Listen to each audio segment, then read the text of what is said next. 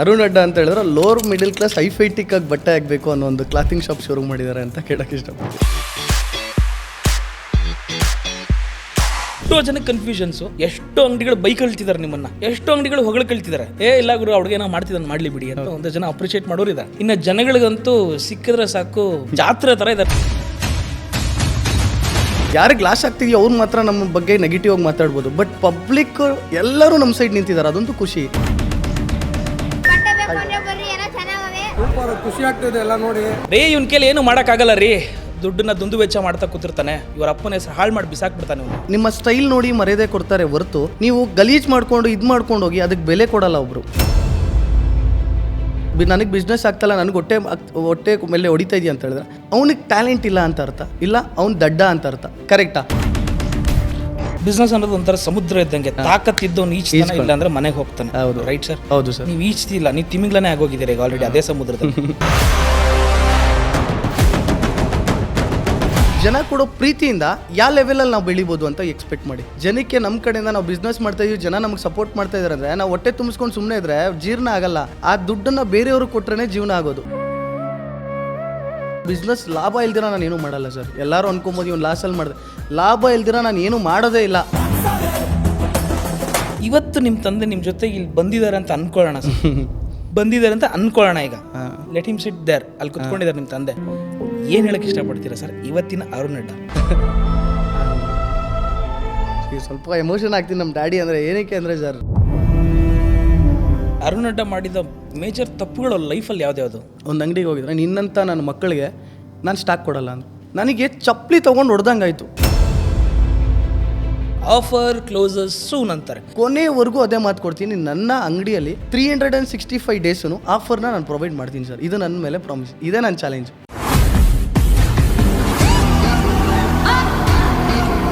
Hi hello ನಮಸ್ಕಾರ, ನೀವು ನೋಡ್ತಾ ಇದ್ದೀರಾ ಬಾಸ್ ವಾಲಾ, ನಾನು ಚಂದನ್. ಎಸ್, ಪ್ರತಿಯೊಂದು ಅಂಗಡಿಯಲ್ಲೂ ಕೂಡ ನಾವು ಆಫರ್ಸನ್ನು ಕೊಡ್ತಿರ್ತೀವಿ, ಇಲ್ಲಿ ಬಂದು ಪರ್ಚೇಸ್ ಮಾಡಿ ಅಂತ ಹೇಳ್ತಾರೆ. ಬಟ್ ನಾವು ಒಂದು KGF ಮೂವಿಲಿ ಹೇಳಿದಾಗ ಬಿಸ್ನೆಸ್ ಮಾಡೋಣವಾ, ಆಫರ್ ಕ್ಲೋಸಸ್ ಸೂನ್ ಅಂತಾರೆ. ಬಟ್ ಇವ್ರ ಅಂಗಡಿಲಿ ಮಾತ್ರ ಯಾವಾಗಿದ್ರೂ ಆಫರ್ಸ್ ಇದ್ದೇ ಇರುತ್ತೆ. ಅಷ್ಟೇ ಯಾಕೆ, ಬ್ರ್ಯಾಂಡನ್ನು ಈ ರೀತಿಯಾಗಿ ಬೆಳೆಸಬೇಕು ಅಂತ ತೋರಿಸ್ಕೊಟ್ಟಿದ್ದ ಮನುಷ್ಯ, ಬಟ್ಟೆ ಅಂಗಡಿಲೇ ವಿಶಿಷ್ಟವಾಗಿ ವಿಭಿನ್ನವಾಗಿ ಪರಿಚಯ ಆಗಿರುವಂಥ ವ್ಯಕ್ತಿ. ಇವನ್ ಕೇಳಿ ಏನು ಮಾಡೋಕ್ಕಾಗಲ್ಲ ರೀ, ದುಡ್ಡನ್ನ ದುಂದು ವೆಚ್ಚ ಮಾಡ್ತಾ ಕೂತಿರ್ತಾನೆ, ಇವರ ಅಪ್ಪನ ಹೆಸರು ಹಾಳು ಮಾಡಿ ಬಿಸಾಕ್ಬಿಡ್ತಾನೆ, ಇವನ ಕೈಲಿ ಯಾಕೆ ದುಡ್ಡು ಕೊಡ್ತೀರಾ ಅಂತ ಬೈಸ್ಕೊಂಡಿದ್ದು ಹುಡುಗ.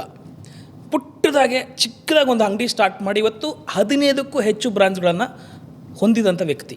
ಅಷ್ಟೇ ಯಾಕೆ, ಬಟ್ಟೆಗೆ ಬೆಲೆನೇ ಇರಬಾರ್ದು ರೀ, ಎಲ್ಲರೂ ಕೂಡ ಬಟ್ಟೆಯನ್ನು ಪರ್ಚೇಸ್ ಮಾಡಬೇಕು, ಒಳ್ಳೆ ಬಟ್ಟೆ ಹಾಕಬೇಕು, ಇಂಥವನು ಒಳಗಡೆ ಬರಬಾರ್ದು ಅನ್ನೋ ಆಗಿಲ್ಲ, ಎಲ್ಲರೂ ಕೂಡ ಬಟ್ಟೆನ ಪರ್ಚೇಸ್ ಮಾಡಿ ಹಾಕೋಬೇಕು ಸರ್, ಅದು ನನ್ನ ಗುರಿ. ಬಟ್ಟೆಗೆ ಬೆಲೆನೇ ಇಲ್ಲೆಲ್ಲಂಗೆ ಮಾಡಾಕ್ತೀನಿ ಅಂತ ಹೇಳಿದರೆ ನಥಿಂಗ್, ಒಂದೇ ವಿಷಯ, ಅರುಣ್ ಅಡ್ಡ ಸಿಕ್ಕಾಪಟ್ಟೆ ವೈರಲ್ ಆಗಿರುವಂಥ ವ್ಯಕ್ತಿ. ಸೊ ಬಿಸ್ನೆಸ್ಸಲ್ಲಿ ಲಾಸ್ ಬೇಕಾ ಅಂತ ಕೇಳೋಣ. ಇನ್ನು ನೀವೇನಾದ್ರು ಬಿಸ್ನೆಸ್ ಬಗ್ಗೆ ಕಲಿಬೇಕು ಅಂದರೆ ಅರುಣ್ ಅಡ್ಡ ಹತ್ರ ಕಲಿಯೋಣ. Sir, welcome to my show. ನಮಸ್ಕಾರ. Hi sir. ಹಾಯ್, ಹೇಗಿದ್ದೀರಿ? ಚೆನ್ನಾಗಿದ್ದೀನಿ ಸರ್. ನೋಡಿದ್ರೆ ಖುಷಿ ಆಗುತ್ತೆ. ನೀವು ಕರೆದಿರೋದಕ್ಕೆ ನಮಗೆ ಖುಷಿ ಆಗ್ತಿದೆ.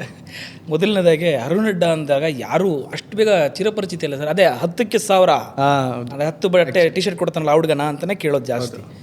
ಈಗ ಹೊಸದಾಗಿ ಟ್ರೆಂಡಿಂಗ್ ಶುರು ಆಗಿದೆ ಅರುಣ್ ಅಡ್ಡ ಅಂದರೆ, ಅದೇ ಕೇಸು ನೋಟಿಸು ವೈರಲ್ ಆಗಿದ್ನಲ್ಲ ಹುಡುಗ ಅಂತ ಕೇಳ್ತಾರೆ. ಹೆಂಗೆ ಪರಿಚಯ ಆಗಕ್ಕೆ ಇಷ್ಟಪಡ್ತೀರಾ ಅರುಣ್ ಅಡ್ಡ? ಅರುಣ್ ಅಡ್ಡ ಅಂತ ಹೇಳಿದ್ರೆ ಲೋವರ್ ಮಿಡಲ್ ಕ್ಲಾಸ್ ಹೈಫೈಟಿಕ್ ಆಗಿ ಬಟ್ಟೆ ಆಗಬೇಕು ಅನ್ನೋ ಒಂದು ಕ್ಲಾತಿಂಗ್ ಶಾಪ್ ಶುರು ಮಾಡಿದ್ದಾರೆ ಅಂತ ಕೇಳಕ್ಕೆ ಇಷ್ಟಪಡ್ತೀನಿ. ಅರುಣ್ ಅಡ್ಡ ಅಂದಿದ ತಕ್ಷಣ ಎಲ್ರಿಗೂ ಖುಷಿ ಆಗುವಂಥ ವಿಷಯ, ಅಪ್ಪ ಒಳಗಡೆ ಹೋದ್ರೆ ಒಂದು 10 ಶರ್ಟ್ ಬರ್ತದೆ ಗುರು, ಒಂದು 500 ರೂಪಾಯಿ ಕೊಟ್ಟರೆ 2 ಟಿ-ಶರ್ಟ್ ಆದ್ರೂ ಸಿಗುತ್ತೆ, ಮೋಸ ಅಲ್ಲ, ಆರಾಮಾಗಿ ಚೆನ್ನಾಗಿರೋ ಕ್ವಾಲಿಟಿ ಕೊಡ್ತಾನೆ ಹುಡುಗ ಅಂತಲೇ ಎಲ್ಲರೂ ಮಾತಾಡೋದು ಆ್ಯಕ್ಚುಲಿ. ಬಟ್ ನನಗೆ ಇರೋ ಪ್ರಶ್ನೆ, ಈ ಥರ ಎಲ್ಲ ಬಿಸ್ನೆಸ್ ಮಾಡ್ಬೋದು ಅಂತ ತೋರಿಸ್ಕೊಡ್ತಾ ಇದ್ದೀರಾ ಹೊರಗಡೆಗೆ, ನನಗೆ ಗೊತ್ತಿಲ್ಲ, ಅದು ನೀವು ಹೇಳಬೇಕು ಹೆಂಗೆ ಮಾಡ್ತೀರಾ ಬಿಸ್ನೆಸ್ ಅಂತ. ಹೆಂಗೆ ಸರ್ 1000 ರೂಪಾಯಿಗೆ 10 ಟಿ-ಶರ್ಟ್ ಕೊಡೋದು ಹೆಂಗೆ ಸರ್? ಸೊ ನಾವು ಮಾಡಿದ ಕಾನ್ಸೆಪ್ಟ್ ಏನಂತ ಹೇಳಿದ್ರೆ ನೋಡಿ ಸರ್, ಲಾರಿ ಡ್ರೈವರ್ಗಳಿರ್ತಾರೆ, ಆಟೋ ಓಡಿಸೋರು ಇರ್ತಾರೆ, ಒಂದು ಮೆಕ್ಯಾನಿಕ್ ಇರ್ತಾರೆ. ನಾವು ಇವದೊಂದು 3 ಕಾನ್ಸೆಪ್ಟು.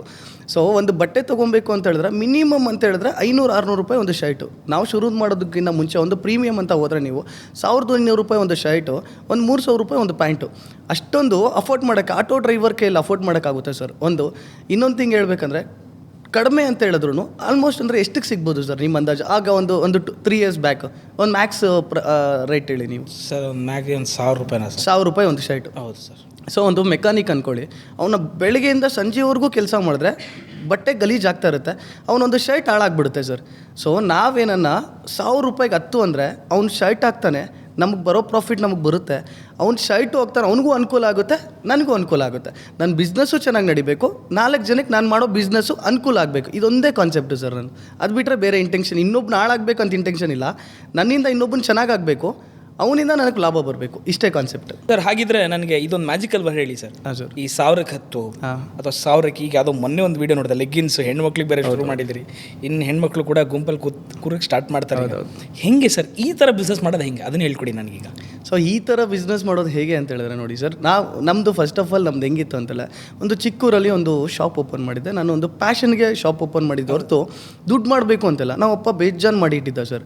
ಸೊ ನಾವು ಮನೇಲಿ ಏನಂತ ಹೇಳಿದ್ರೆ, ಇವರಪ್ಪ ಮಾಡಿದ್ದಾನೆ, ಇವ್ನು ಹಾಳು ಮಾಡ್ತಿದ್ದಾನೆ ಅನ್ನೊಂದು ನೀವು ಮೊದಲಲ್ಲೇ ಹೇಳಿದ್ರಿ. ಅದು ಹೆಂಗೆ ಹೇಳಿದ್ರಿ ಅಂತ ನನಗೆ ಗೊತ್ತಾಗಿಲ್ಲ, ಬಟ್ ಇರೋ ಫ್ಯಾಕ್ಟ್ ಅದೇ. ಏನಾಯಿತು ಅಂತ ಹೇಳಿದ್ರೆ, ಚಿಕ್ಕವಾಗ ತುಂಬ ತೀಟೆ, ಒಂದು ಐ5 ಟಿಕ್ಕಾಗಿ ಬೆಳೆದು, ಒಂದು ಗೋಲ್ಡನ್ ಸ್ಪೂನಾಗಿ ಬೆಳೆದಿದ್ದು, ಒಂದು ಸಟನ್ ಟೈಮ್ಗೆ ನಾನೇ ಅರ್ನ್ ಮಾಡಬೇಕು ಅಂತ ಚಾಲೆಂಜ್ ಹಾಕಿ ಬೆಂಗಳೂರಿಗೆ ಬಂದಿದ್ದು ಹುಡುಗ ನಾನು. ಒನ್ಸ್ ಅಪ್ಪನ ಟೈಮಲ್ಲಿ ಯಾವ L&Tಯಲ್ಲಿ ನಾನು ವರ್ಕ್ ಮಾಡ್ತಿದ್ನೋ ಅದೇ L&Tಯಲ್ಲಿ ಇವತ್ತು ಫ್ಲ್ಯಾಟ್ ತೊಗೊಂಡಿದ್ದೀನಿ. ಸೊ ಅಷ್ಟು ಕಷ್ಟಪಟ್ಟಿದ್ದೀನಿ, ಉರುಳು ಬಿದ್ದಿರೋ ಬಿಂದಿಗೆನ ಜಿಂದಗಿಯಲ್ಲಿ ಎತ್ತಿದ್ದೀನಿ, ಬಟ್ ಅಷ್ಟೇ ವೇಸ್ಟ್ ಖರ್ಚು ಮಾಡಿದ್ದೀನಿ. ಬಟ್ ಒಂದು ಹೇಳೋಕ್ಕೆ ಇಷ್ಟಪಡ್ತೀನಿ ಸರ್, ನಾನು ಒಂದು ಬಿಸ್ನೆಸ್ಸು ನಮ್ಮ ತಂದೆಯವ್ರು ಹೇಳೋದು ಒಂದೇ, ಹೇಳ್ಕೊಡ್ತಿದ್ದು ಒಂದೇ, ಏನೇ ಒಂದು ಮಾಡಿದ್ರು ನಿನ್ನಿಂದ ಇನ್ನೊಬ್ಬರು ಹರ್ಟ್ ಆಗಬಾರ್ದು. ಅಯ್ಯೋ ಒಂದಿದ್ದು ದುಡ್ಡು ಬೇಡ ಸರ್. ನಿಯತ್ತಾಗಿ ಸಂಪಾದನೆ ಮಾಡಿದ ದುಡ್ಡು ಇಟ್ಕೊಂಡು ಅದರಲ್ಲಿ ಏನೋ ಒಂದು ತೊಗೊಂಡೆ ಅಂದರೆ ಅದರಲ್ಲಿರೋ ಮಜಾನೇ ಬೇರೆ. ಸೊ ಅದು ಅಯ್ಯೋ ಒಂದಿದ್ದು ದುಡ್ಡು ನನಗೆ ಇಷ್ಟ ಆಗಲ್ಲ, ಮೈನ್ ಥಿಂಗ್. ಇನ್ನೊಂದೇನೆಂದರೆ, ಕಷ್ಟಪಡೋರು ಅಂದರೆ ನನಗೊಂದು ಸ್ವಲ್ಪ ಇಷ್ಟ. ನೀವು ಕಷ್ಟಪಡ್ತಾಯಿದ್ದೀರಾ, ನಿಮ್ಗೆ ಸಪೋರ್ಟ್ ಬೇಕು ಅಂದರೆ ನಾನು ಎಲ್ಲಿಗೆ ಸಪೋರ್ಟ್ ಮಾಡೋಕ್ಕೂ ಇಷ್ಟ. ಇವಾಗ ಏನು ಅರೌಂಡ್ 16 ಬ್ರ್ಯಾಂಚ್ ಇದೆಯೋ, ಯಾರು ಕಷ್ಟಪಡ್ತಾಯಿದ್ರೋ ಅವ್ರನ್ನ ಚಾಯ್ಸ್ ಮಾಡಿ ಒಂದು ಬ್ರ್ಯಾಂಚನ್ನು ಹಾಕಿ ಅವ್ರಿಗೆ ದುಡ್ಡು ಮಾಡಿಸ್ಕೊಡ್ತೀನಿ ಹೊರತು ನಾನು ದುಡ್ಡು ತೊಗೊತಲ್ಲ. ನನ್ನ ಇಂಟೆನ್ಷನ್, ನನ್ನ ಬ್ರ್ಯಾಂಡು ದೊಡ್ಡ ಮಟ್ಟಕ್ಕೆ ಗ್ರೋ ಆಗಬೇಕು, ಕಡಿಮೆ ಬೆಲೆಯಲ್ಲಿ ಎಲ್ಲರೂ ಬಟ್ಟೆ ತೊಗೊಬೇಕು. ಬರೋ ದಿನಗಳಲ್ಲಿ 250 ರೂಪಾಯಿಗೆ ಒಂದು ಪ್ಯಾಂಟು ಶರ್ಟ್ ಮಾಡ್ತೀನಿ ಅಂತ ಹೇಳಿದ್ದೆ. ಹೇಗೆ ಅಂತ ಹೇಳ್ತೀನಿ. ಅದೊಂದು ಸ್ವಲ್ಪ ಬಿಸ್ನೆಸ್ ಟ್ರಿಕ್ಸ್ ಇರುತ್ತೆ ಸರ್. ನಿಮ್ಮ ಹತ್ರ ನೀವು ಕೇಳ್ತಾ ಇದ್ದೀನಿ ಅಂತ ಹೇಳ್ತಾ ಇದ್ದೀನಿ. ನೋಡಿ ಸರ್, ಒಂದು ಫ್ಯಾಕ್ಟ್ರಿ ರೆಡಿ ಮಾಡ್ತಾಯಿದ್ದೀವಿ. ನಮ್ಮ ಅಕ್ಕ ಅವ್ರದ್ದೇ ಒಂದು ಫ್ಯಾಕ್ಟ್ರಿ ಇದೆ.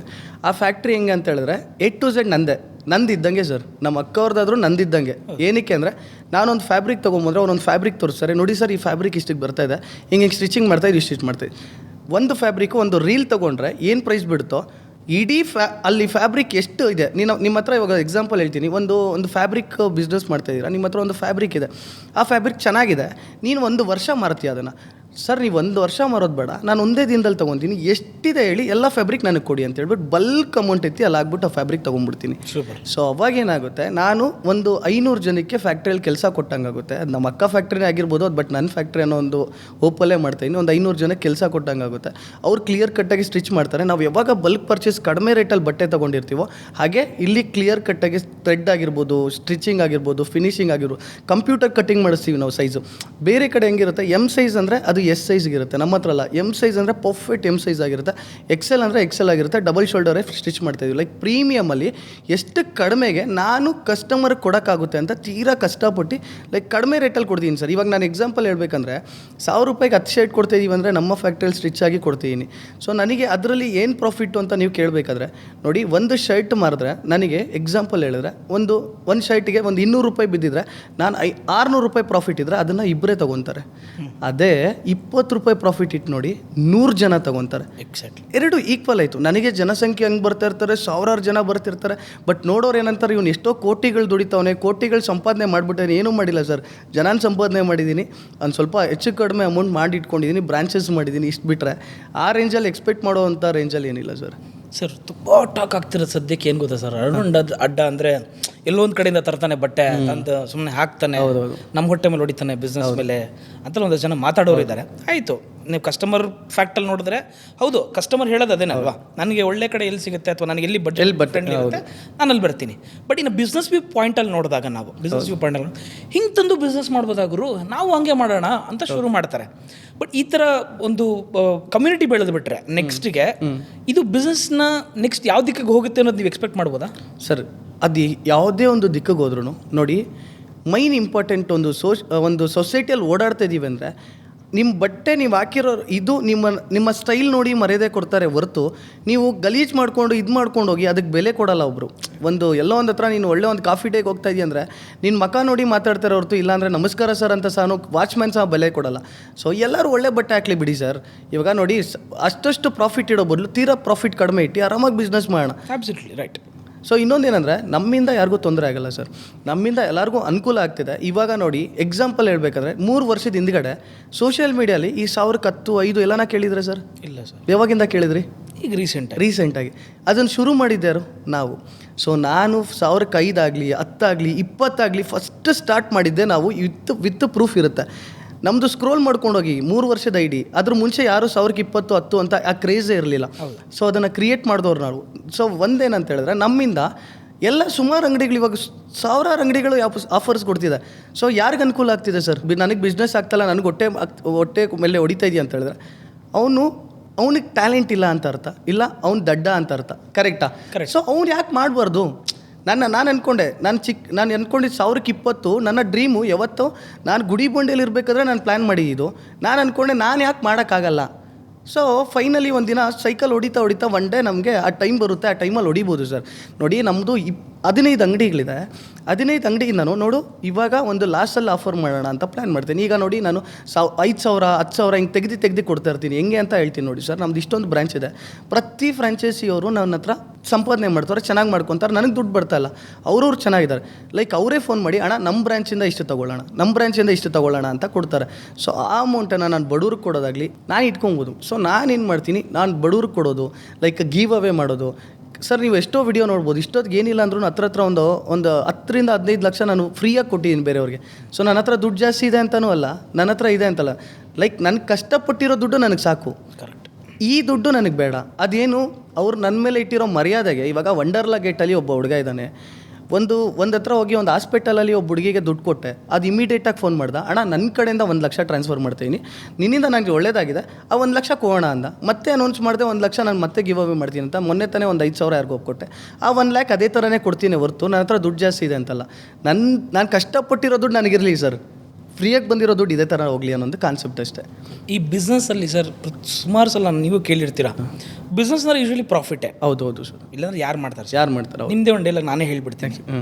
ಬಿಸ್ನೆಸ್ ಅನ್ನೋದು ಒಂಥರ ಸಮುದ್ರ ಇದ್ದಂಗೆ, ತಾಕತ್ತಿದ್ದವನು ಈಜ್ತಾನೆ, ಇಲ್ಲ ಅಂದ್ರೆ ಮನೆಗೆ ಹೋಗ್ತಾನೆ. Right sir? ಹೌದು ಸರ್. ನೀವು ಈಜ್ತಿಲ್ಲ, ನೀವು ತಿಮಿಂಗ್ಲನೇ ಆಗೋಗಿದ್ದೀರಿ ಈಗ ಆಲ್ರೆಡಿ ಅದೇ ಸಮುದ್ರದಲ್ಲಿ. ನೀವು ಯಾಕೆ ಬಿಸ್ನೆಸ್ನಾಗ ಸಮುದ್ರ ಅಂತೀರಿ, ನೀವು ತಿಮಿಂಗ್ಲ ಆಗಿದ್ದೀರಿ ಈಗ. ಬಟ್ ಇನ್ನೊಬ್ಬನು ಅದೇ ಥರ ಬಿಸ್ನೆಸ್ ಮಾಡಬೇಕು ಅಂದರೆ ಈ ಸ್ಟ್ರಾಟಜಿಗಳನ್ನ ಯೂಸ್ ಮಾಡಿ ಸಜೆಷನ್ ನಾನು ಕೇಳ್ತಾ ಇರೋದು. ಹೌದೌದು. ಈಗ ವ್ಯೂವರು ಕೂಡ ಅನ್ಕೋತಾನೆ, ಎಸ್ ನಾನು ಬಿಸ್ನೆಸ್ ಸ್ಟಾರ್ಟ್ ಮಾಡಬೇಕು, ಇವನ್ ಥರ ನಾನು ಆಗಬೇಕು. ಎಷ್ಟೋ ಜನ ಅನ್ಕೊಂಡಿರೋದಿದ್ದಾರೆ sir. Because you are just 18 years ಅಲ್ಲೇನೋ ನೀವು ಈ ಫೀಲ್ಡಿಗೆ ಎಂಟ್ರಿ ಆಗಿರೋದು. ಇವಾಗ ನಿಮ್ಮ ಏಜ್ ನಂಗೆ ನೆನಪಿಲ್ಲ ನನಗೆ. ಇವತ್ತು ಇಲ್ಲಿವರೆಗೂ ಬೆಳೆದಿದ್ದೀರಾ, ರೈಟ್? ಇದನ್ನೇ ಇನ್ನೊಬ್ಬ ಇನ್ಸ್ಪಿರೇಷನ್ ತೊಗೊಂಡು ಬರಬೇಕಾದ್ರೆ, ಅಣ್ಣ ನಾನು ಈ ಸ್ಟ್ರಾಟಜಿನ ನಾನು ಮಾಡ್ಕೋತೀನಿ ನಾನು ಈ ಬಿಸ್ನೆಸ್ಸಲ್ಲಿ ಏನು ಮಾಡಬೇಕು ಸರ್? ಇದೊಂದು ಬಿಸ್ನೆಸ್ನಲ್ಲಿ ನಾನು ಇಟ್ಕೊಂಡು ಹೇಳಲ್ಲ, ಒಂದು ಟ್ರಿಕ್ ಅಂದ್ಕೊಳ್ಳಿ ಬಿಸ್ನೆಸ್ಸಲ್ಲಿ. ಯಾವುದೇ ಬಿಸ್ನೆಸ್ ಮಾಡಿ ನಾನು ಮಾಡೋ ಪ್ರಾಡಕ್ಟು ಅವನಿಗೆ ಯೂಸ್ ಆಗಬೇಕು. ಇನ್ನೊಂದು ಮಾರ್ಕೆಟಲ್ಲಿ ಒಂದು ಪ್ರಾಡಕ್ಟನ್ನು ತೊಗೊಂಬರ್ತೀನಿ ಅಂದರೆ ನನಗೆ ಯೂಸ್ ಆಗಬಾರ್ದು. ನನಗೆ ದುಡ್ಡು ಬಂತಪ್ಪ ಸಾಕು ಅಂದ್ಕೊಂಡ್ರೆ ಬಿಸ್ನೆಸ್ಸೇ ಆಗಲ್ಲ ಸರ್. ನಾನು ನಿಮ್ಗೆ ಏನೋ ಒಂದು ಕೊಡ್ತಾ ಇದ್ದೀನಂದರೆ ನಿನಗೆ ನನಗೆ ಇಷ್ಟು ಈಸಿಯಾಗಿ ಸಿಗ್ತಲ್ವಾ ಅಂತ ಕಸ್ಟಮರ್ಗೆ ಅನುಕೂಲ ಆಗಬೇಕೇ ಹೊರತು ನನಗೆ ಅನುಕೂಲ ಆಗಬಾರ್ದು. ಕಸ್ಟಮರ್ಗೆ ಯಾವಾಗ ಅನುಕೂಲ ಆಗುವಂಥ ಕೆಲಸ ನೀವು ಮಾಡ್ತೀರೋ ನೀವು ಬಿಸ್ನೆಸ್ಸಲ್ಲಿ ಸಕ್ಸಸ್ ಆಗ್ತೀರಾ. ಏನಕ್ಕೆ ಅಂತ ಹೇಳಿದ್ರೆ ನೋಡಿ ಸರ್, ಇದೊಂದು ವೈಬಲ್ ಇವತ್ತು ಓಡ್ತಿದೆ, ನಾಳೆ ಓಡ್ದಿರ ಇರ್ಬೋದು, ಆ ಥರ ಪರಿಸ್ಥಿತಿ ಬರುತ್ತೆ. ನಾವು ಏನಕ್ಕೆ 250 ರೂಪಾಯಿ ಕಾನ್ಸೆಪ್ಟ್ ಅಂತ ಇಟ್ಬಿಟ್ರೆ ಡೆಡ್ ಆಪೋಸಿಟ್ ಲಾಸು ಸರ್. ಹೆಂಗೆ ಪ್ರಾಫಿಟ್ ಬರುತ್ತೆ ಅಂತ ನೀವು ಕೇಳ್ಬೋದು. ಎಸ್, ನಮ್ದು ಎಷ್ಟು ಬ್ರಾಂಚ್ ಇದೆ ಸರ್? 15 ಬ್ರಾಂಚ್. ನೆಕ್ಸ್ಟ್ ಫ್ಯೂಚರಲ್ಲಿ 50 ಬ್ರಾಂಚಿಗೆ ಈ ಆಫರ್ ಬಿಡ್ತಾ ಇರೋದು ಸರ್. 50 ಬ್ರಾಂಚಲ್ಲಿ ದುಡ್ಕೊತಾ ಇರ್ತೀವಿ. ಒಂದು ಪ್ರಾಡಕ್ಟ್ ಮೇಲೆ ಜನಕ್ಕೆ ಸೇವೆಗೆ ಅಂತ ಬಿಟ್ಟರೆ ಆ ಜನ ಕೊಡೋ ಪ್ರೀತಿಯಿಂದ ಯಾವ ಲೆವೆಲಲ್ಲಿ ನಾವು ಬೆಳಿಬೋದು ಅಂತ ಎಕ್ಸ್ಪೆಕ್ಟ್ ಮಾಡಿ. ಸೊ ಇಷ್ಟೇ ಸರ್, ಸಿಂಪಲ್ಲು. ಜನಕ್ಕೆ ನಮ್ಮ ಕಡೆಯಿಂದ ನಾವು ಬಿಸ್ನೆಸ್ ಮಾಡ್ತಾಯಿದ್ದೀವಿ, ಜನ ನಮಗೆ ಸಪೋರ್ಟ್ ಮಾಡ್ತಾ ಇದ್ದಾರೆ ಅಂದರೆ ನಾವು ಹೊಟ್ಟೆ ತುಂಬಿಸ್ಕೊಂಡು ಸುಮ್ಮನೆ ಇದ್ದರೆ ಜೀರ್ಣ ಆಗಲ್ಲ. ಆ ದುಡ್ಡನ್ನು ಬೇರೆಯವ್ರಿಗೆ ಕೊಟ್ಟರೆ ಜೀರ್ಣ ಆಗೋದು ಇದಂತೂ ಪಕ್ಕ. ಸೊ ಜನರಿಗೆ ನಾವು ಏನೇ ಒಂದು ಅನುಕೂಲ ಮಾಡಿದ್ರೆ ಜನರು ಅಷ್ಟೇ ಪ್ರೀತಿ ವಿಶ್ವಾಸ ಕೊಡ್ತಾರೆ. ಇವತ್ತಿಗೂ ಒಬ್ಬರು ಬ್ಯಾಡ್ ಕಮೆಂಟ್ ನನಗೆ ಹಾಕಿದ್ರೆ ರಿಟರ್ನ್ ನಾನು ಸುಮಾರ್ದು ನೋಡ್ತಾ ಇರ್ತೀನಿ, ರಿಟರ್ನ್ ಯಾರಿಗೂ ಇದು ಮಾಡಲ್ಲ. ನಮ್ಮ ಕಸ್ಟಮರ್ ಮಾತಾಡ್ತಾರೆ. ಹಾಸನಲ್ಲಿ ಓಪನ್ ಆಗ್ತಿದ್ರೆ ಮೊನ್ನೆ ಒಂದು ರೀಸೆಂಟಾಗಿ ಒಂದು ಕಿರಿಕಾಗಿತ್ತು, ಅಣ್ಣ ಹಾಸನ ಹುಡುಗರು ಇದ್ದೀರಿ, ನಾವಿದ್ದೀರಣ್ಣ, ನೀವು ಮಾಡಿ ಅಣ್ಣ, ನಾವು ನೋಡ್ಕೊತೀವಿ ಅನ್ನೋರು ಇದ್ದಾರೆ. ಸೊ ನಮ್ಮಿಂದ ಯಾರಿಗೂ ಬೇರೆಯವ್ರಿಗೆ ತೊಂದರೆ ಆಗ್ತಲ್ಲ, ಈ ನಮ್ಮ ಫೀಲ್ಡಲ್ಲಿರೋರ್ಗೆ ಬೇಜಾರಾಗ್ತಿದೆ ಹೊರತು. ಬಟ್ ಅವರು ಎಲ್ಲರೂ ಒಂದು ಯೋಚನೆ ಮಾಡಬೇಕು, ಇವ್ನು ಮಾಡ್ದ ನಾನು ಯಾಕೆ ಮಾಡೋಕ್ಕಾಗಲ್ಲ ಅಂತ ಒಂದು ತಲೆಯಲ್ಲಿ ಇಟ್ಕೊಳ್ಳಿ, ನೀವೆಲ್ಲ ಉದ್ಧಾರ ಆಗೋಗ್ತೀರಾ. Simple logic sir. ದುಡ್ಡಿನ ಬಗ್ಗೆ ಇಷ್ಟೆಲ್ಲ ಹೇಳ್ತೀರಿ ಸರ್, ಲಕ್ಷಾಂತರ ರೂಪಾಯಿ ಬಿಸ್ನೆಸ್ ಮಾಡ್ತೀರಿ, ಇಷ್ಟೆಲ್ಲ ನೀವು ಆಫರ್ಸ್ಗಳನ್ನು ಕೊಡ್ತೀರಿ. ಹೌದು. ಬಟ್ ಒಂದು ಪ್ರಶ್ನೆ ಸರ್, ಅರುಣ್ ಅಡ್ಡ ಏನು ಓದಿರೋದು? ನಂದು ಡಿಪ್ಲೊಮೊ ಆಗಿದೆ ಸರ್. ನಂದು ಡಿಪ್ಲೊಮೊ ಆಗಿದೆ. ಸೊ ಸೈಕಲ್ ಹೊಡೆದಿಲ್ಲ? ಅಲ್ಲ, ಸೈಕಲ್ ಹೊಡೆದಿದ್ದೀನಿ, ಬಟ್ ಡಿಪ್ಲೊಮೊ ಮಾಡಿದ್ದೀನಿ. ನಂದು ನೋಡಿ ಡಿಪ್ಲೊಮೊ ಆಯಿತು, ಮತ್ತು ಆ್ಯನಿಮೇಷನ್ ಕೋರ್ಸ್ ಮಾಡಿದೆ. ಅದಾದಮೇಲೆ ಟ್ಯಾಟೋ ಆರ್ಟಿಸ್ಟಾಗಿ ಟ್ಯಾಟೋ ಹೋದೆ. ಇಲ್ಲೇ ಮಲ್ಲೇಶ್ವರಮ್ಮ ಹೆಡ್ಕ್ವಾರ್ಟರ್ಸಲ್ಲಿ ಟ್ಯಾಟೋ ಕಲಿತೆ. ಸೊ ಸುಮಾರು ನಾನು ಸ್ಟ್ರಡ್ ಹೊಡಿತೀನಿ, ಟ್ಯಾಟೋ ಆರ್ಟಿಸ್ಟು, ಡ್ರಾಯಿಂಗ್ ಮಾಡ್ತೀನಿ, ಇದೆಲ್ಲ ಸ್ಕಿಲ್ಸು ಇದಾವೆ ಸರ್. ಇಲ್ಲಿಂದನೇ ನಾನು ಲೈಕ್ ಏನಂತ ಹೇಳಿದ್ರೆ, ನಾನೊಂದು ಲೈಫಲ್ಲಿ ನಮ್ಮಪ್ಪ ಚೆನ್ನಾಗಿ ಮಾಡಿಟ್ಟಿದ್ರು ಸರ್, ಮನೆ ಕಡೆ ಚೆನ್ನಾಗಿದ್ರು. ನಾನು ಹೆಂಗೆ ಅಂತ ಹೇಳಿದ್ರೆ ಚಿಲ್ಗಾಯ್, ಆರಾಮಾಗಿ ಸುತ್ತಾಡೋದು, ಇದು ಮಾಡೋದು. ಯಾವಾಗ ಒಂದು ಟೈಮಲ್ಲಿ ನೀವು ಈ ಥರ ಪ್ರೆಷರ್ ಬಂತು ನನಗೆ, ಲೈಕ್ ಹೆಂಗೆ ಅಂತ ಹೇಳಿದ್ರೆ ರಿಲೇಟಿವ್ಸಲ್ಲೇ ನೀವು ಪೇರೆಂಟ್ಸೇ ನೀವು ಅವನ್ನ ಕಡಿಸ್ತಾ ಇರೋದು, ಅವನ್ನ ಮುದ್ದಾಗಿ ಸಾಕ್ಬಿಟ್ಟಿದ್ದೀರಾ, ಅವನ್ನ ಹಾಳು ಮಾಡ್ತೀರಾ, ಅವ್ನ ಫ್ಯೂಚರಲ್ಲಿ ದುಡ್ಡೆಲ್ಲ ಹಾಳು ಮಾಡಿಬಿಡ್ತಾನೆ, ನಿಮ್ಮನ್ನೇನು ಇಲ್ದಿರೋ ಮಾಡಿಬಿಡ್ತಾನೆ. ಈ ಥರ ಥಾಟ್ ಬಂದಾಗ ನಮ್ಮಪ್ಪ ಯಾವತ್ತೂ ಬೈದಿರೋ ಒಂದು ಸರಿ ರಿಯಾಕ್ಟ್ ಆದಾಗ ನಾನೇ ಕೆಲಸ ಮಾಡ್ತೀನಿ ಅಂತ ಮನೆ ಬಿಟ್ಟು ಬಂದು ₹1 ಸಹ ಮನೆಯಲ್ಲಿ ಸಪೋರ್ಟ್ ತೊಗೊಂಡಿರ. ಏನಕ್ಕೆ ತೊಗೊಂಡಿಲ್ಲ ಅಂದರೆ, ಸೊ ಪ್ರತಿಯೊಂದು ಸರಿನೂ ನಮ್ಮ ರಿಲೇಟಿವ್ಸ್ ಬೈಕೊಂತದ್ದೆ, ಇವರಿಂದ ನನಗೆ ಹಿಂಗಾಯಿತು ಅಂತ. ಕಾರ್ ಡ್ರೈವರ್ ಓಡಿಸ್ತಾ ಇದ್ದೆ, ಯಾರಿಗಾನ ಹೇಳಿದ್ರೆ ನಂಬಲ್ಲ ನಾನು ಕಾರ್ ಡ್ರೈವ್ ಓಡಿಸ್ತಾ ಇದ್ದೆ ಅಂತ. ಸೊ ಆ ಟೈಮಲ್ಲಿ ಡ್ರೈವಿಂಗು ಅನ್ನೋದು ಒಂದು ಹುಚ್ಚಿತ್ತು ನನಗೆ. ಕಾರ್ ಅಂದರೆ ಇಷ್ಟ, ಕಾರ್ ಓಡಿಸೋದಂದರೆ ಇಷ್ಟ, ಆಟ ಆಡ್ಕೊಂಡು ಮಾಡ್ಬೋದು. ಬಟ್ ಕಷ್ಟ ಅಂತ ನೋಡಿದ್ದವಾಗೆ, ಜೀವನ ಅಂದರೆ ಏನು ಅಂತ ಕಲ್ತಿದ್ದವಾಗೆ, ಏನಂತ ಹೇಳಿದ್ರೆ ಐಫೈಟಿಕ್ಕಾಗಿ ಬೆಳೆದು ನಮ್ಮ ಮನೇಲಿ ನಾನು ರೂಲ್ ಮಾಡಿ ಈ ಒಂದು ಕಸ್ಟಮರ್ಗೆ ಹೇಳಿದ್ರೆ ಲಗೇಜ್ ಎತ್ತಿ ಕೆಳಗಡೆ ಇಳಿಸು ಅಂದಾಗ, ಇಳಿಸಿದಾಗ ಅದೆಲ್ಲ ನೆನಪಾದಾಗ ಹೆಂಗಿರುತ್ತೆ ಹೇಳಿ. ಸೊ ಅಷ್ಟೆಲ್ಲ ಕಷ್ಟಪಟ್ಟಾಗ ಒಂಥರ ಅದು ಬೇರೆ ಜೀವನನೇ ಮಾಡಿದ್ದೀನಿ. ಇಂಟರಪ್ಟ್ ಮಾಡ್ತೀನಿ ಇವಾಗ ನಿಮ್ಮನ್ನ. ನಿಮ್ಗೆ ನೆನಪಿರ್ಬೇಕು ಅರುಣ್, ಇದೇ ನೀವು ಕಾರ್ ಡ್ರೈವರ್ ಆದಾಗ ಏರ್ಪೋರ್ಟ್ ಡ್ರಾಪ್ ಮಾಡ್ತಾ ಹೌದು, ಏರ್ಪೋರ್ಟಿಂದ ಪಿಕಪ್ ಮಾಡಿ ಇಲ್ಲೆಲ್ಲ ಡ್ರಾಪ್ ಮಾಡಿ ಮತ್ತೆ ಇಲ್ಲಿಂದ ಡ್ರಾಪ್ ಮಾಡ್ತಿದ್ದೆ. ನೆನಪಿದ್ಯಾ ಅರುಣ್? ಲಗೇಜ್ ಎತ್ತಿ ಇಳಿಸ್ತಿದ್ರಿ ಅರುಣ್, ಇಲ್ಲಿಂದ ಬೆವರು ಸುರೇಶ್. ಹೌದು ಸರ್, AC ಕಾರಲ್ಲಿ ಬಂದಿದ್ದೀರಿ. ಹೌದು ಸರ್, ಒಳ್ಳೆ ಬಟ್ಟೆ ಹಾಕಿದಿರಿ, ಹೌದು, ಕಣ್ಣಿಗೆ ಬೇಕಾಗಿದ್ದು ತಗೋತೀರಿ. ಹೌದು, ಈ ಭಾನುವಾರ ಇನ್ನೊಂದು ಬ್ರಾಂಚ್ ಓಪನಿಂಗ್ ಇದೆ. ಹೌದು ಸರ್. ಹೆಂಗೆ ಅನ್ಸುತ್ತೆ ಅರುಣ್ ಈ ಸ್ಪ್ಯಾನ್? ಹೆಂಗೆ ಅನ್ಸುತ್ತೆ? ಅದನ್ನೆಲ್ಲ ಮಾಡೋದಕ್ಕೆ ಅಷ್ಟೇ ಕಷ್ಟಪಟ್ಟಿದ್ದೀನಿ ಅಂತ ಅನ್ಸುತ್ತೆ ಸರ್. ಏನಕ್ಕೆ ಅಂದರೆ ಹೇಳ್ತೀನಿ ನೋಡಿ, ಜೀವನದಲ್ಲಿ ಪ್ರತಿಯೊಂದು ಯೂತು ಒಂದು ಟಾರ್ಗೆಟ್ ಮಾಡಬೇಕು. ಏನಂತ ಹೇಳಿದ್ರೆ ಆ ಕೆಲಸ ನಾನು ಮಾಡ್ತೀನಿ ಅಂದರೆ ಆ ಕೆಲಸ ಮೇಲೆ ಫೋಕಸ್ ಮಾಡಬೇಕು ಸರ್. ಏನೂ ಆಗಲ್ಲ ಸರ್. ಒಂದು ಹೇಳ್ತೀನಿ ನೋಡಿ, ನಾನು ಬಿಸ್ನೆಸ್ನ ಎಲ್ಲರಿಗೂ ಎತ್ಕೊಂಡೋದೆ ಅಂತ ಒಂದು ಊರಲ್ಲಿ ಓಪನ್ ಮಾಡಿದಾಗ ಅದೇ ಟೈಮಲ್ಲಿ ಅಚೀವ್ ಮಾಡೋ ಟೈಮಲ್ಲಿ ನನಗೆ ಒಂದು ದೊಡ್ಡ ಏಟ್ ಬಿದ್ದಿತ್ತು. ಅದೇ ಟೈಮಲ್ಲಿ ನಮ್ಮ ತಂದೆಯವ್ರು ಹೋಗಿದ್ರು. ನಾನು ಅಚೀವ್ ಮಾಡಿದೆ ನೋಡೋಕ್ಕೆ ನಮ್ಮ ತಂದೆ ಇಲ್ಲ ಅನ್ನೋ ಒಂದು ಕೊರತೆ ಇತ್ತು. ಆ ಟೈಮಲ್ಲಿ ಸಹ ರಿಲೇಟಿವ್ಸ್ ಏನೇನು ಮಾತಾಡಿದ್ರು, ಹೆಂಗೆ ಮಾತಾಡಿದ್ರು, ಅಯ್ಯೋ ಇವನು ಅವರಪ್ಪ ಇದ್ದಾಗೆ ಹಂಗೆಲ್ಲ ಖರ್ಚು ಮಾಡ್ತಾಯಿದ್ದ, ಅವರಪ್ಪ ಇವಾಗ ಹೆಂಗೆ ಖರ್ಚು ಮಾಡ್ತಾನೆ ಅಂತ. ಸೊ ಒಂದು ಚಾಲೆಂಜಸ್ ತೊಗೊಂಡು ನಾನು ಏನೇ ಒಂದು ಬಿಸ್ನೆಸ್ ಮಾಡಿದಾಗ ಏನು ಮಾಡ್ತಿದ್ಯಾ, ಇಷ್ಟೊಂದು ಬ್ರಾಂಚಸ್ ಹೆಂಗೆ ಮೇಂಟೈನ್ ಮಾಡ್ತೀಯಾ, ಏನು ತಲೆಗಿಲೆ ಕೆಟ್ಟಿದ್ಯಾ, ವಾರಕ್ಕೊಂದೊಂದು ಮಾಡ್ತಿದ್ಯಾ, ಈ ಥರ ಅಂದವರು ನಿಮ್ಗೆ ಯಾರೋ ಒಬ್ಬರು ಅಡ್ವೈಸ್ ಕೊಡ್ತಿದ್ದಾರೆ ಅಂದರೆ ಅದನ್ನು ಕೇಳಿಸ್ಕೊಳ್ಳಿ, ಅದನ್ನು ಸ್ಫೂರ್ತಿಯಾಗಿ ತೊಗೊಂಬೇಡಿ. ನೀನು ಏನು ಮಾಡಬೇಕು ಅನ್ನೋದು ಫೋಕಸ್ ಮಾಡಿ ಸರ್. ನಂದು ಇಷ್ಟೇ ನೋಡಿ, ನಂದು ಮೈನ್ ಕಾನ್ಸೆಪ್ಟ್ ಇರೋದು 50 ಬ್ರಾಂಚ್ ಮಾಡಬೇಕು, ಆಲ್ ಓವರ್ ಇಂಡಿಯಲ್ಲಿ ನನ್ನ ಬ್ರ್ಯಾಂಡ್ ಇರಬೇಕು. ಆ ಬ್ರ್ಯಾಂಡ್ ಇವತ್ತು ಈ ಸ್ಟೇಯಲ್ಲಿ ಇರಬೇಕಾದ್ರೆ ನೆಕ್ಸ್ಟ್ ನೀವೊಂದು ಇಂಟರ್ವ್ಯೂ ಕರೆದಾಗ ನಾನು ನಿಮ್ಗೆ ಹೇಳ್ತೀನಿ ಇನ್ನೊಂದು ಸ್ಟೋರಿಯಲ್ಲಿ ಏನು ಹೇಳಿದ್ದೆ ಅಂತ. 50 ಸ್ಟೋರ್ ಆಗುತ್ತೆ, 50 ಸ್ಟೋರಲ್ಲಿ ₹250 ಜೊತೆ ಕೊಡ್ತೀನಿ. ಕೊಡೋದು ಕಂಪ್ಲೀಟ್ ಲಾಸಲ್ಲಿ ಸರ್. ಅದು ರೆಡಿ ಆಗೋದೆ ಒಂದು 800 to 900 ರೂಪೀಸ್ ಆಗುತ್ತೆ. ಅಷ್ಟು ಪ್ರೀಮಿಯಮ್ಗೆ ನಾನು 250 ಕೊಡ್ತೀನಿ. ಏನಕ್ಕೆ ಕೊಡ್ತೀನಿ, ಹೆಂಗೆ ಸಂಪಾದನೆ ಮಾಡ್ತೀನಿ, ಏನು ಮಾಡ್ತಿದ್ದೀನಿ ಅಂತ ನೀವು ಯೋಚನೆ ಮಾಡಿ. ಸೊ ನನಗೆ ನೋಡಿ, ಒಂದು ಓಪನಾಗಿ ಹೇಳ್ತೀನಿ, ನನಗೆ ಬಿಸ್ನೆಸ್ ಲಾಭ ಇಲ್ದಿರ ನಾನು ಏನೂ ಮಾಡಲ್ಲ ಸರ್. ಎಲ್ಲರೂ ಅನ್ಕೊಬೋದು ಇವ್ನು ಲಾಸಲ್ಲಿ ಮಾಡಿದೆ.